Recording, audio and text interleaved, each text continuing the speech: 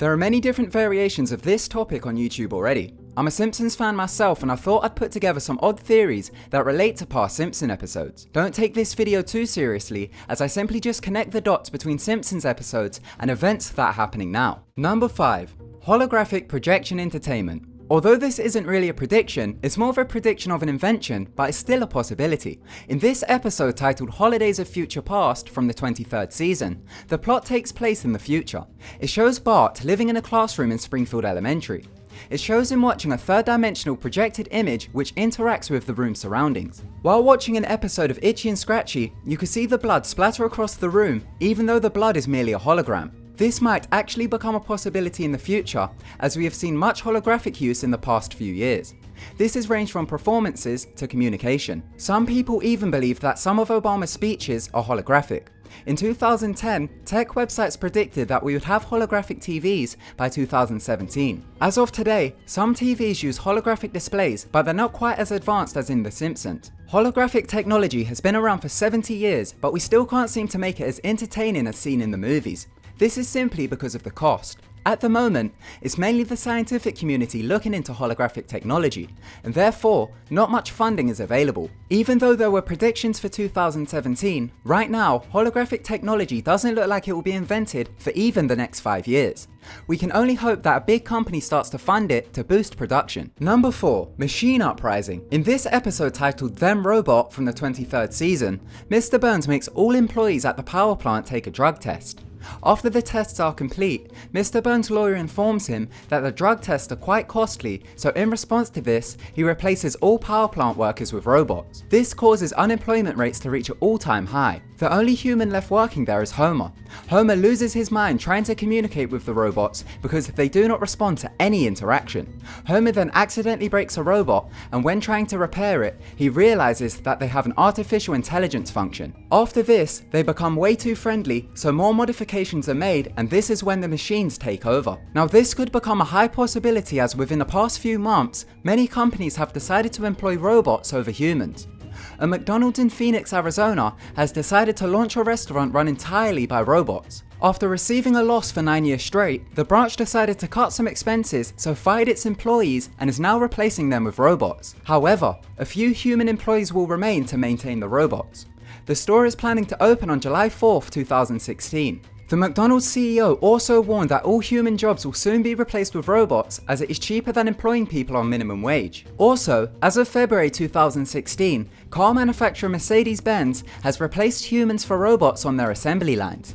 More and more companies from around the world have begun to replace humans for robots, as it is much cheaper. So could a robot uprising be coming soon? Number 3. Donald Trump becomes president. This episode titled Bart to the Future was released in 2000. It is the 17th episode of the 11th season. The Simpsons family go to a casino.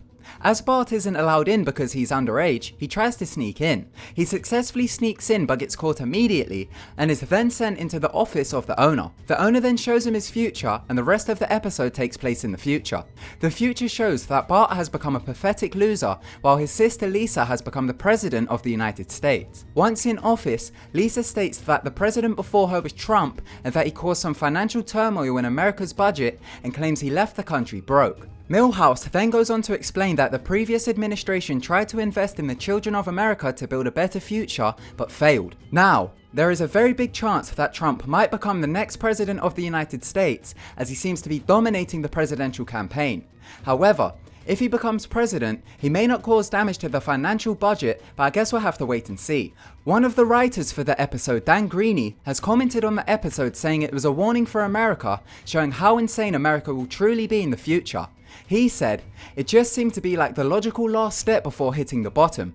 It was pitched because it was consistent with the vision of America going insane." Number 2. End times. This isn't much of a prediction, as they were predicting what was going to happen on Y2K. The Y2K scare came as we approached the year 2000. This was because computer programmers had to update the details on many technological softwares, but because the programmers represented the 4-digit year with only the final 2 digits, the year 2000 became indistinguishable to the year 1900, and therefore, many people believed technology was going to fail and cause an apocalypse. But clearly, as we're still here, the programmers managed to fix the bug. However, In the episode, many occurrences match happenings of the past few years, so the apocalypse could be right around the corner. Coming from Season 11 Episode 4 from the Treehouse of Horror franchise, this segment is titled Life's a Glitch and Then You Die. It begins with a countdown to the year 2000. Lisa then warns Homer of impending danger of faulty units within the Y2K's bug system. Once the clock hits midnight, it comes to the realization that Homer didn't debug the computers at the power plant, and therefore the other computers in the country are affected and the apocalypse begins. All electronics start to fail and planes begin to fall out the sky. This seems familiar as over the past few years many planes has mysteriously disappeared out the sky without a trace. For example, Egypt Air Flight 804 and Malaysia Airline Flight 370. As for technology failures, we have seen the rise and fall of hoverboards, the malfunction of self-driving cars, and we have seen many software glitches within banking systems. As the episode goes on, the Springfield community console in the church, but then abandon this idea and go looting. While out, the Simpsons family come across a hurt Krusty the Clown. They find a note on him, which is an invitation to partake in Operation Exodus. Once they get the location, they find a rocket which is going to Mars. Many famous people are queuing up to go aboard. This might actually become a reality as NASA are planning to colonize Mars by the year 2030, but I'm guessing not any average Joe will get the golden ticket. As there is so much war on Earth already, this could lead to an outer space war, and the idea could lead to real life Star Wars. Lisa is allowed to board the rocket but can only bring Marge with her, which leads to Homer and Bart finding a different rocket. They then go inside and notice that instead of heading for Mars, the rocket is heading for the sun. They then hit an eject button and float off into space, and the episode ends. So could have Y2K just been a warning to the impending doom waiting to come as we progress with technology? Number 1. Reptilian Politicians. This episode is the first episode of the 8th season. It is also part of the Treehouse of Horror franchise. In this segment called Citizen Kang, we see Homer fishing in a lake. He is then abducted by aliens. The aliens demand that Homer brings them to the leaders of his country, so he takes them to the White House where they abduct Bill Clinton. The episode was released on October 27th, 1996. A few days after its release, the 1996 presidential election occurred between Bill Clinton and Bob Dole. Homer explains to the aliens that the election is coming up, so they decide to abduct both candidates. Once abducted, the aliens bioduplicate the men and begin to impersonate them in order to gain full control of the world. Homer is then kicked from the spaceship and tries to explain to his family what's going on, but nobody believes him. He then makes it his mission to expose what's really going on, but by the time he finally reveals that they're aliens, it's too late and they're already in power. The aliens then use their power to enslave the human race and build a ray gun to destroy a rival planet. Now you might be thinking, so how does this relate to modern day life? Well, writer, public speaker, former member of the British Green Party and world-renowned conspiracy theorist David Icke believes that interdimensional beings from beyond our visible light dimension have possessed or taken form of world leaders in order to bring havoc among the world. Now this may sound crazy right off the bat, but it actually has historical evidence to back it. However, it would take far too long to get into in this video. People say, and I understand it completely, you can't shift from a solid body to a solid body and back again. It's daft. I agree completely. You can't. But that's not what's happening. These different physical forms are energetic fields. Let's go back to that image from earlier of the energy field. It goes through the decoding system and becomes an apparently physical form that we see in our everyday life. He and many others believe these reptilian beings can be the cause of UFO sightings and descriptions of demons in past books such as the Bible.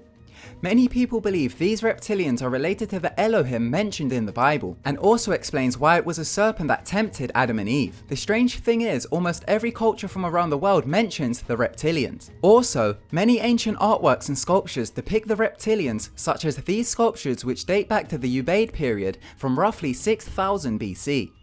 They were discovered by a British archaeologist called Charles Woolley in the 1920s and the 1930s. He found them in cemeteries in southern Iraq. Now believe it or not, there is actually some scientific evidence that backs the reptilian theory, which doesn't include mythical beings.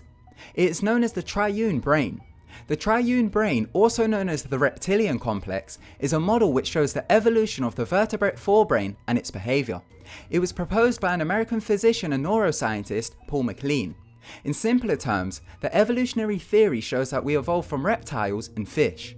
Due to this, we still have a reptilian section in the brain which is responsible for more primal instinct such as aggression, dominance, territoriality, and ritual displays.